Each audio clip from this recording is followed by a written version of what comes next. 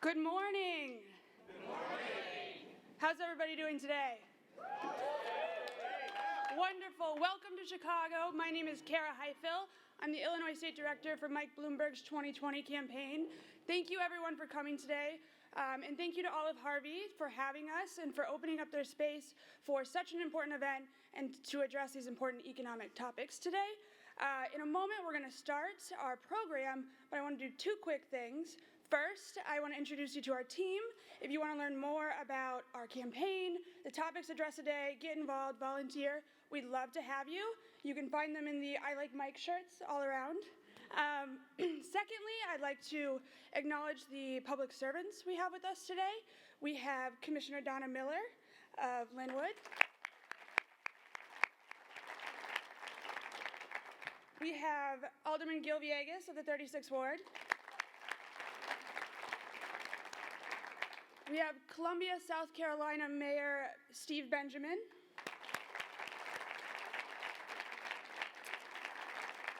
And we have Committeewoman Tracy Katz-Moll of Northfield Township. All right, and without further ado, we'll get this program started. I am pleased to introduce AJ Jadua.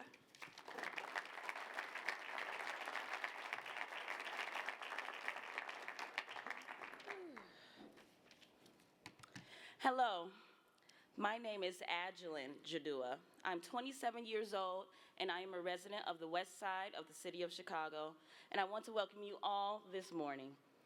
For the past couple of years, I have been searching for a career, a role with the company that will provide me with more than just a good-paying job. I was looking for a career. I was going from place to place and always hearing the same thing, that my skills and experience weren't a good match for the jobs that were available. There are many others like me here in Chicago and around the country. For myself and many others, the path to a meaningful career was not all that clear. A year ago, I was accepted into a program at Skills for Chicagoland's Future, a public-private partnership working to match businesses that have current unmet hiring needs with qualified, unemployed, and underemployed job seekers. Normally, the program would have taken 2 years, but since I already had credits left over from when I was in school, and I was able to earn my degree in just 1 year. Beyond just providing the training that helped to fill the gap between my experience and what employers were looking for, Skills for Chicagoland's Future offered me something else. They vouched for me. Today, I am on my way into a career in business management and a great job at McDonald's. Thank you. So much of getting hired into a good job is about who you know, how far your network extends.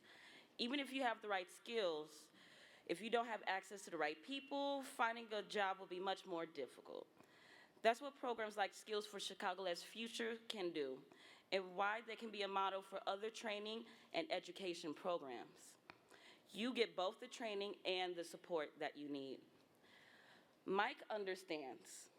When he ran New York City, he helped to ensure that people from all different backgrounds and circumstances had the training and support they needed to move up in their career, to find new careers, and to start their own businesses. He knows that if we don't do more to ensure that people have those opportunities, that a lot of people will be left without economic security. And nothing is going to change until we get real leadership from the President of the United States.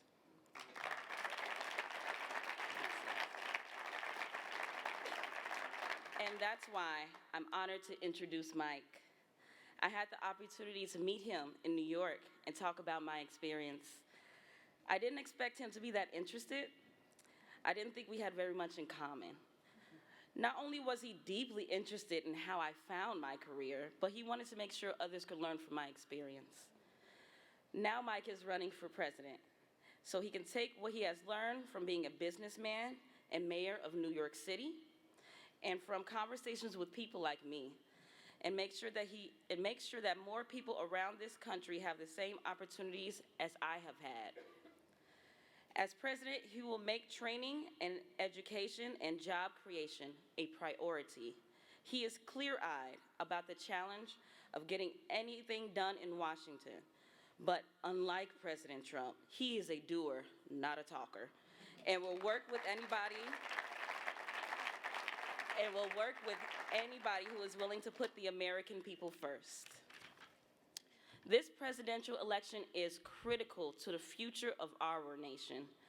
And with so much at stake, I am glad that Mike has taken the time to travel to Chicago to talk about this important issue. And I know he will continue to champion this cause throughout his campaign and beyond. Ladies and gentlemen, I introduce to you Mike Bloomberg.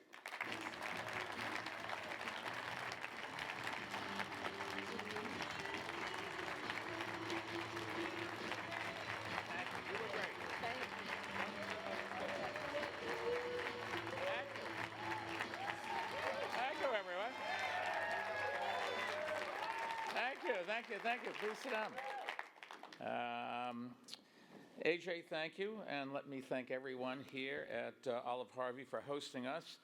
Didn't AJ do a great job? Another round of applause for her. I think she has a bright future if she chooses to stay at McDonald's, but I should admit that I am more of a Subway sandwich guy. I could have their BMTs every meal for the rest of my life. No oil or cheese or extra vinegar, please. Seriously, it's great to be here on the south side of Chicago. And even though the Bulls aren't having a great season, it could be worse. You could be a Knicks fan. This really is a great city, and I've always enjoyed my time here. But let me say at the outset that my thoughts this morning, and I'm sure yours, are with the men and women in uniform serving in Iraq and the Middle East. And I know that a young Army specialist from this area was killed this week during an attack on his base in Kenya, and I know all our prayers are with him. So if we could have a moment of silence just to think about him.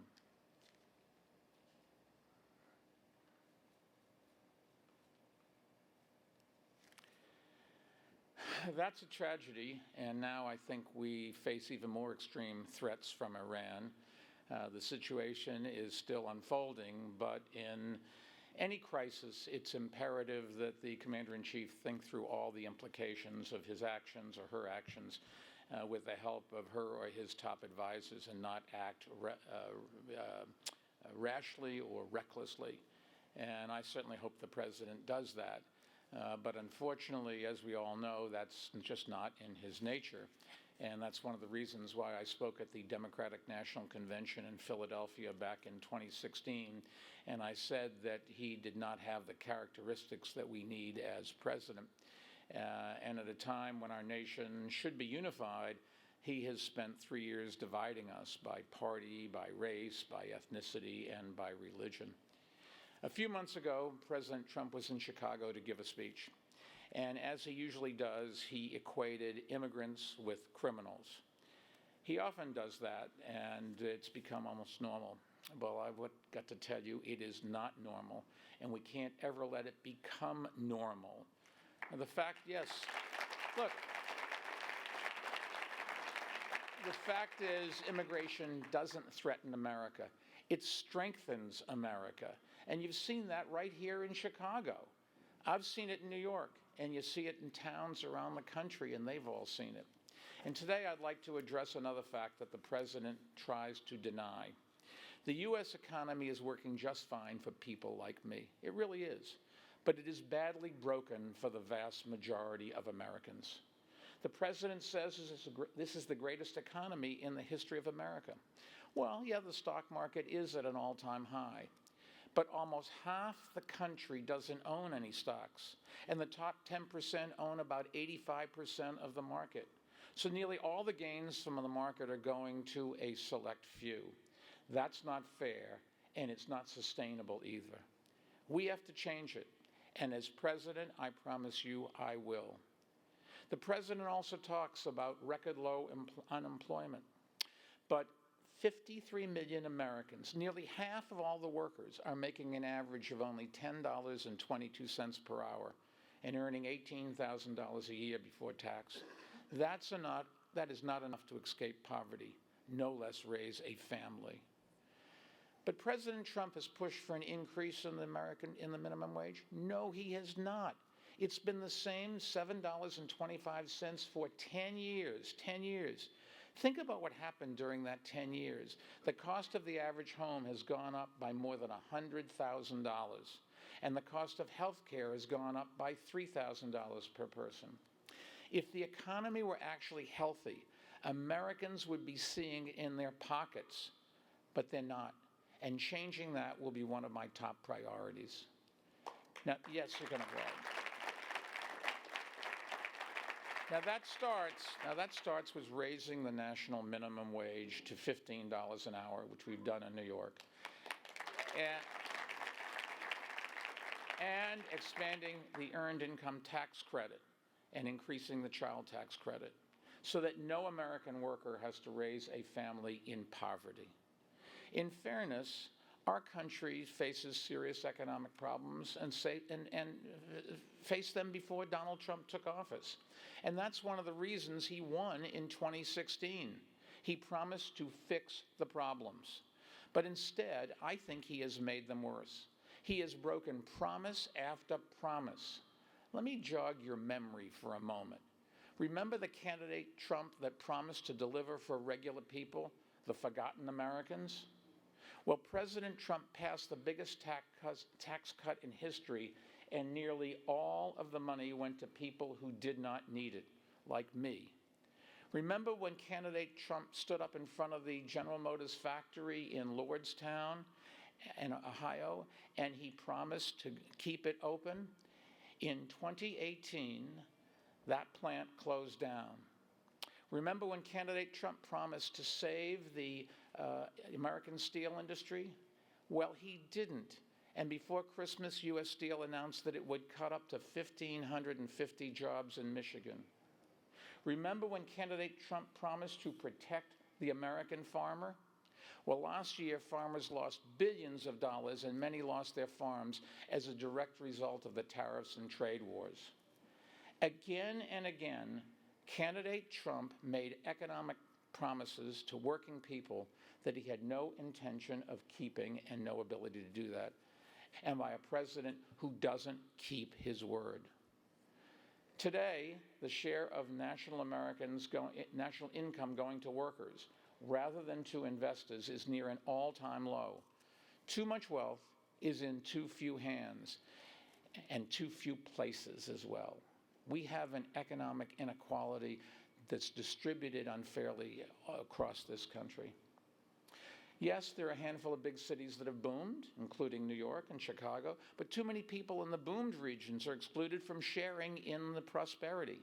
And much of the rest of the country has been in stagnation and hollowing out of the middle class. We can't continue to have opportunity and good jobs clustered in a small number of places. The geographic inequality is a prosperity divide that President Trump is making worse. But it's not enough to criticize just President Trump.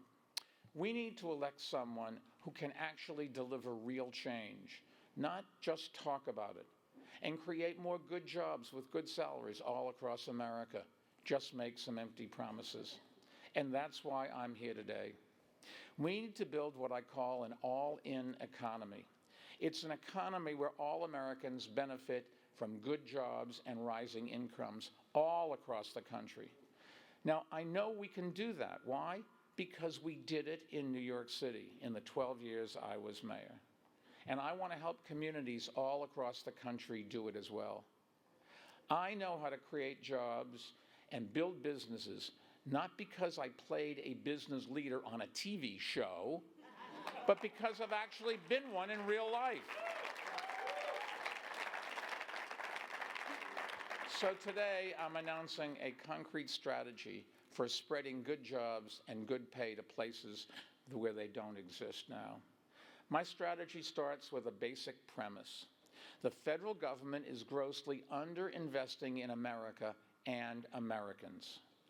Well, I believe in America, and I believe in the American spirit. And I've always believed that success starts with investing in people and places where they live and work. People and places. Let me talk about places first. What I've been doing is building my business, and that's what I've done when running New York City for 12 years. And that's what I'll do if I have the honor of serving as the next president of the United States. First, let me begin with investments that I'll make in places. When I was elected mayor just a few weeks after the terror attacks of 9/11, our city was in tatters, and many people doubted its future. The question everyone asked us was, can you rebuild Lower Manhattan? Our answer was, yes, but that's not enough. So we set out to rebuild every area of the city that had been hurt by the same kind of factory closures and industrial decline that places across America have been experiencing for a long time. One of the first things I did was cancel a taxpayer subsidy for a new stock exchange building. And we developed a citywide economic plan that focused on creating good jobs in neighborhoods outside of Manhattan. And you know what? It worked. We did it by investing in places, particularly places that had been abandoned and neglected. We built new infrastructure like water and sewer lines where they didn't exist. We expanded the mass transit system so you could get from where the jobs were to where you could afford to live. We offered incentives for companies to transform old industrial areas into advanced manufacturing centers. And we built affordable housing which helped revitalize local business districts. We helped communities that lacked access to capital to get it so they could start small businesses. We offered land to attract a major new university campus. And through all that, we spread good jobs to every corner of the city and places that had been advantaged and shortchanged for all too long.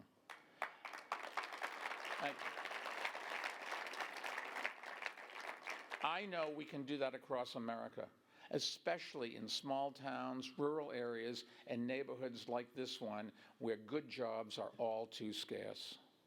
The single best thing we can do to raise economic growth and income is to dramatically increase public investment in America, especially in areas of the country that have been hurt by globalization and automation, and that the federal government has ignored for all too long.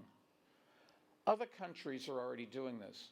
In fact, one of the reasons that the Chinese economy has seen such strong growth is that they are catching up to us in R&D investment. And this at a time when Trump has been trying to cut back. That's the problem. Trump wants to take on China, but he doesn't know the first thing about how to do it effectively. Yes, we need to hold China accountable for exploiting the world's trading systems and stealing American intellectual property. But we also have to try to get them to change their undemocratic practices and human rights violations. Having said that, we won't beat China with trade wars that hurt our own farmers and factory workers. We'll beat China by investing in America, and that's what we should do, and that would be my program.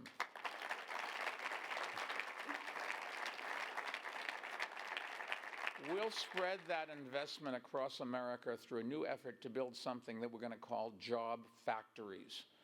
I will increase R&D by over $100 billion through agencies like the National Institutes of Health, DARPA, the Department of Defense, National Science Foundation, new programs that will advance innovation and manufacturing and agriculture and other industries.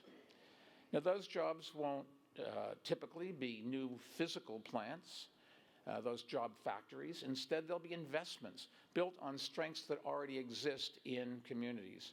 We'll help local partners tap into the potential of economic engines that already exist within them. Because we don't have the time to do something where the game plan is to do something 10 and 15 years from now. People need jobs right now. And so if you have a tradition of manufacturing or farming in your area, we'll help you grow new businesses right there. If you have a good hospital system or a good university, we'll help you become an even stronger job creator. But we won't let it get hijacked by a few financial gamers the way the federal opportunity zones have been. Done right, this is the best way to help a community's economy. Not 5, 10, or 20 years down the road, but immediately. Because the key to creating good jobs isn't tearing everything down and starting from scratch. We just don't have the luxury of doing that. It's figuring out what strengths communities have and building on them. And that's what we did in New York. By doing that, we'll pave the way for technological and scientific breakthroughs that will create good jobs locally and all across the country. In everything from green energy and sustainable agriculture to advanced manufacturing and public health. That's why we call them job factories, because that's what those investments will produce, jobs. Let me give you a quick example of how it could work using a city that I'm going to later today. I'm going to be in Akron, Ohio. And even though Akron lost 40,000 manufacturing jobs over the past 40 years, Akron has as much potential as ever. Goodyear is headquartered there, and it conducts R&D there. Why? Because the local workforce has decades of experience in industry. In addition, the University of Akron's Polymer and Engineering program is one of the best in the world. And by working with local leaders to invest in Akron's strength, we think we can turn that into a job factory for advanced manufacturing for the region. Companies will go there because the people that are there are well educated and want to work hard, and the community wants to welcome new people in.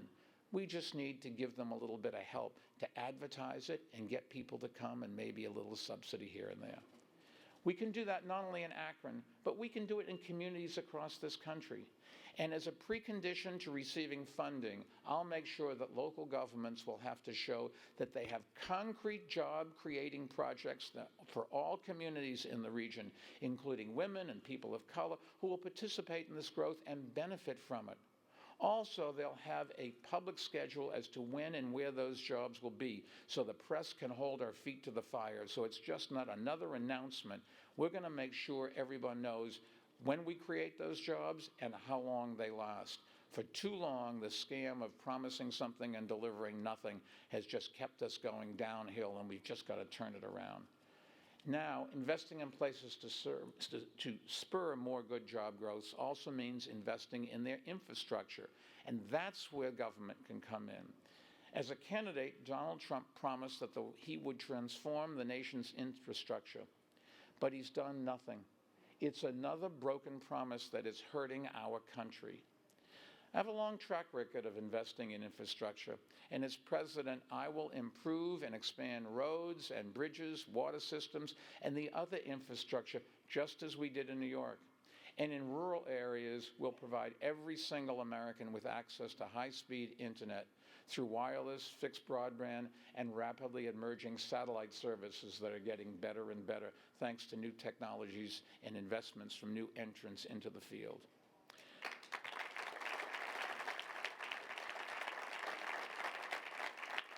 By investing in infrastructure and R&D, we'll create good jobs that pay well. So second, let me talk about people. We need to make sure that the people who need those jobs most can actually do the work.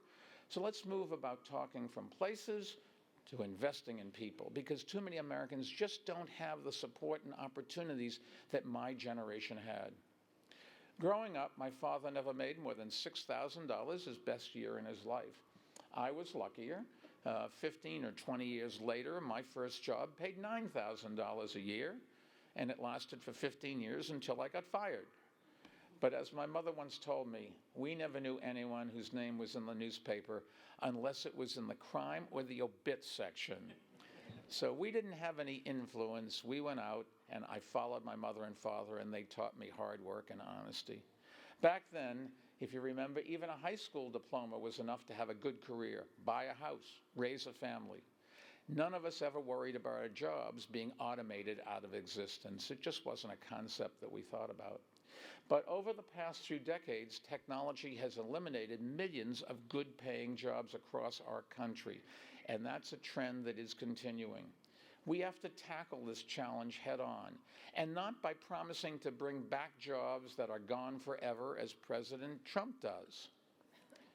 We have to make job training and retraining for the new era Jobs have to be a national priority, and I will make them so.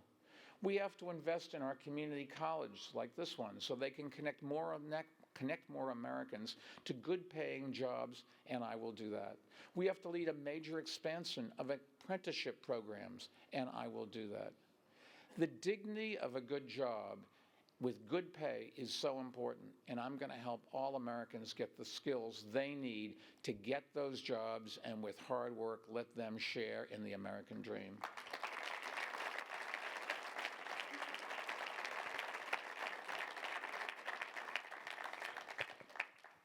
Too many Americans don't have the support and opportunity that I had, that my generation had. And we've got to make sure that we expand the opportunity. As president, on my first day in office, I will sign an executive order streamlining the 46 existing training and retraining programs and bring them under one umbrella. I will also ask my vice president, whoever he or she may be, to directly oversee the reorganization publicly so everyone can measure the results and hold their feet to the fire along with mine. And I will expand and improve the Trade Adjustment Assistance Program to cover workers who have lost their jobs due to new technology. But sometimes training isn't enough. Last week, I met a woman named Jackie from Toledo who worked at Chrysler for 13 years before the company downsized. She took the buyout and used the money to get a master's degree in public health because she's already had a background in engineering and because she knew health was a growing field. Since graduating, she has sent in 75 applications to employers, but she hasn't gotten one call back. Not one, zero, nada, zilch, nothing. Something is wrong. I was with this woman and I thought that she really is qualified. She is qualified so much that after hearing her story, I told her she could put me down as a reference. Whether that's going to get her a job or not, I don't know. The problem she faces is that she doesn't have a network and it's hard to break into a new industry. My plan will connect people to available career advisors and navigators who will help people like Jackie not just get a degree or credential, but to get a good job and raise their families. Now, I know this strategy can work. Why? Because my foundation has already used it to help low-income students, high school students in New York, graduate and go to the top colleges in the country. We know how to make those connections between student applicants and good schools, and using a similar model to connect job applicants and employers, I think, is a no-brainer. It's another example of how using proven techniques in a different but comparable setting to do things to help workers today. One of our most valuable allies in this work will be community colleges like this one, and we will make a major investment in their capacity to prepare students for good jobs and connect them to those industries. We will form partnerships with governors to align community college curriculums and standards with the skills that lead to those good jobs. Programs like these have been found to boost future earnings for students by as much as 30%. But many students are unable to enroll in them because they can't afford the upfront costs. So we'll end restrictions on federal Pell Grant money for short-term training programs. We'll also, yes, that'll make a big difference. We'll also restore access to Pell Grants for those in prison so that they can return to their communities ready to make a living and support their families and stay out of that turnstile justice that leads people down a slippery slope from which they never recover. Community colleges were an important part, an essential part of spreading opportunity in New York. We created a program that doubled the graduation rate for low-income students, and that's why President Obama embraced it and helped other cities create similar programs. I will do something else that's been proven to work almost immediately. Sometimes the best education comes from on-the-job training, but right now there are very few apprenticeships in the United States. Apprenticeships have been proven to work in countries like Germany and England and Switzerland. There, you go to work for the company and they train you, because what do they get out of it? They get great employees who they know and who know their systems. Here in the United States, we do have an apprentice program. It's teeny and it doesn't work very well. We will dramatically scale that up. The effort to increase apprenticeships across this country can also be helped by subsidizing wages to give employers more incentive to opt in. The objective is to create 1 million of them every year by the year 2030, and I think we can do that.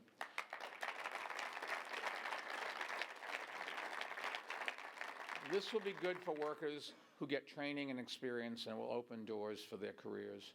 And it will be good for employers who will have access to more employees who can do the jobs that they need.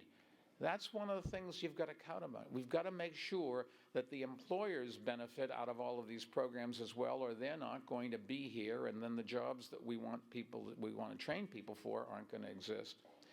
Helping American workers adjust to the changing economy also means making sure they have the flexibility to take care of their family and themselves. And I will work to guarantee paid sick leave and paid family leave for all workers, just as we do at my company, Caregiving Care, which makes a big difference. And as president, I will support the right of all workers to organize and bargain collectively if they so wish, including gig, contract, and franchise employees.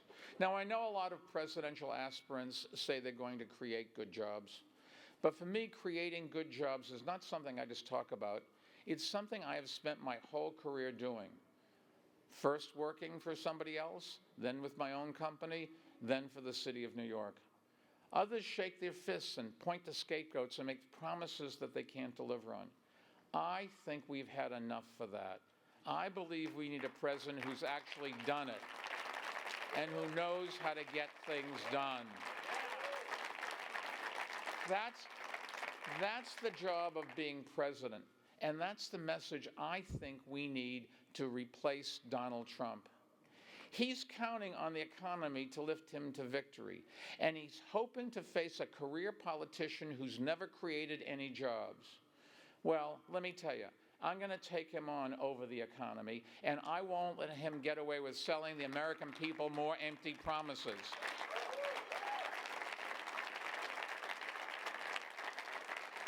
So I hope you'll join me, because this really is an election that we cannot afford to lose. Thank you, and I look forward to having the chance to meet and talk with all of you. Just remember, this is the most wonderful country in the world.